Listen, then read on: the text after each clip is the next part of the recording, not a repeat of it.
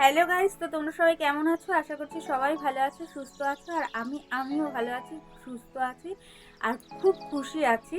কারণ বেশ কিছু মাস ধরে আমি খুব অসুস্থ ছিলাম আর একটুও ভালো ছিলাম না। এখনও ভালো নেই, কিন্তু খুব মন থেকে খুব খুশি আছি। কারণ তোমাদেরকে আমি কয়েকদিন ধরেই ভাবছিলাম যে বলবো। কারণ এই সময়গুলো চলে গেলে আমি আর জীবনেও ফিরে পাবো না, যেটা আমার প্রথম সন্তানের বেলায় আমি পারিনি। তখন ফোন চলতো, কিন্তু আমি অতটাও বুঝতাম না। আর দ্বিতীয়বার আমি যখন মাতৃত্বের স্বাদ নিচ্ছি, বা দ্বিতীয়বার আমি যখন মা হতে চলেছি, তা একটু স্মৃতি তো তোমাদের সাথে শেয়ার করাই যায়, আর নিজের জন্যও রাখা যায়, ভবিষ্যতে আমি দেখতে পাবো। তো যাই হোক, তোমাদেরকে পরিষ্কার করেই বলে দিই যে আমি দ্বিতীয়বার মা হতে চলেছি, আর নতুন অতিথি আসার সময় প্রায় হয়েই এসেছে।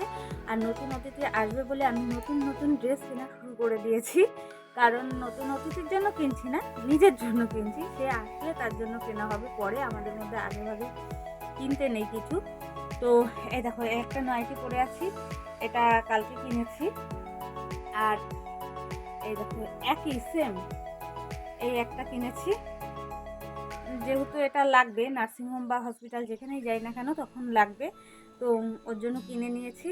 তো তোমরা সবাই আমাকে খুব খুব আশীর্বাদ করো, ভালোবাসা দিও। আমি যেন দ্বিতীয়বার মাতৃত্বের স্বাদ খুব ভালোভাবে নিতে পারি, আর আমি যেন খুব ভালো থাকি, আমার বাচ্চাটাও যেন খুব ভালো থাকে, আর আমার যে বড় বাচ্চাটা সেও যেন খুব ভালো থাকে। তো টাটা, বাই বাই, সবাই ভালো থেকো, দেখা হবে পরের একটা ভিডিওতে। তো তুমি সবাই আমার সাথে থেকো, আর আমাকে প্রচুর প্রচুর প্রচুর ভালোবাসা দিও, আর আমার সন্তানদেরও অনেক অনেক আশীর্বাদ করো। তো চলো।